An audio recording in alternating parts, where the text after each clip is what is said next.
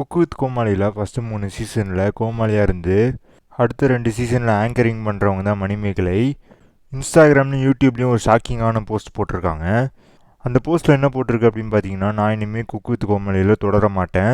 நான் எந்த ப்ரோக்ராமில் இருந்தாலும் அந்த ப்ரோக்ராமுக்கு 100% எஃபர்ட்டும் ஹார்ட் ஒர்க்கும் போடுவேன். அந்த ப்ரோக்ராமுக்கு நான் வந்து சின்சியாரிட்டியாகவும் டெடிகேஷனாகவும் ஆனஸ்டியாகவும் இருப்பேன்.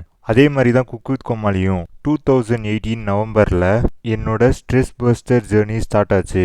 ஆனால் செல்ஃப் ரெஸ்பெக்டோட முக்கியமானது எதுவுமே கிடையாது. செல்ஃப் ரெஸ்பெக்ட் ரொம்பவே முக்கியம். நான் அதை என் லைஃப்பில் ரொம்பவே ஃபாலோ பண்ணுவேன்.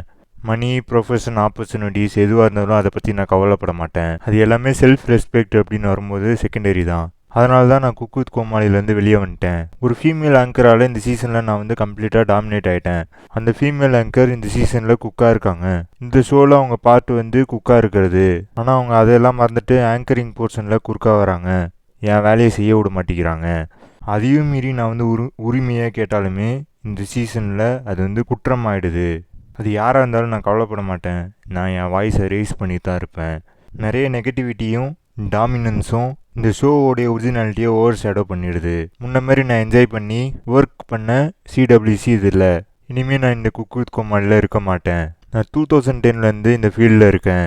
ஆங்கரிங்காக இருந்து இது என்னோட 15th இயர். நான் நிறைய அப்ஸ் அண்ட் டவுன்ஸ் பார்த்துருக்கேன். ஆனால் இந்த மாதிரி இம்மேச்சூர் பிஹேவியரை நான் எக்ஸ்பீரியன்ஸ் பண்ணதில்லை. ஆனால் நான் இப்போ கூட நான் அந்த பர்சனுக்கு நல்லதே நடக்கணும்னு விஷ் பண்ணுவேன். அவங்களுக்கு நிறைய ஷோஸ் அண்ட் ஆப்பர்ச்சுனிட்டிஸ் கிடைக்கணும் அப்படின்ட்டு கடவுள்கிட்ட வேண்டுவேன். அப்போ தான் மற்றவங்க வந்து சஃபர் ஆக மாட்டாங்க.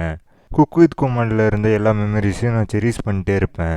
சீசன் 1லேருந்து சீசன் 5 வரைக்கும் இருந்த ப்ரொடக்ஷன் ஹவுஸ் கூட ஒர்க் பண்ணதில் நான் வந்து ரொம்ப மகிழ்ச்சி அடைகிறேன் அப்படின்னு போஸ்ட் பண்ணியிருக்காங்க. மணிமேகலை வந்து கோமாளியாகவும் சரி ஆங்கரிங்காகவும் சரி ஆடியன்ஸை வந்து ரொம்ப என்டர்டெயின் பண்ணியிருக்காங்க. இந்த சீசன் 5லையும் குக்கு கூடயும் கோமாளி கூடயும் சேர்ந்து ஆடியன்ஸையும் ஃபேன்ஸையும் ஆங்கரிங் பண்ணி என்டர்டெயின் பண்ணியிருக்காங்க.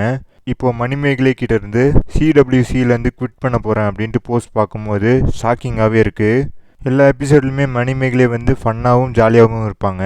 ஆனால் இன்றைக்கி எபிசோடில் வந்து அவ்வளோ ஜாலியாகவும் ஃபன்னாகவும் இல்லை. எபிசோட் பாதிலே போயிட்டாங்க மணிமேகலை. எக்ஸ்பீரியன்ஸ் ஆங்கர் பிரியங்கா பண்ணியிருக்காங்கன்னு ரொம்ப ஷாக்கிங்காகவே இருக்குது. இதேமாரி நிறைய அப்டேட்டுக்கு நம்ம இன்ஃபோபேட்டை சேனலை லைக் பண்ணுங்கள், ஷேர் பண்ணுங்கள், சப்ஸ்கிரைப் பண்ணுங்கள். பக்கத்தில் இருக்கிற பெல் ஐக்கானும் கிளிக் பண்ணுங்கள்.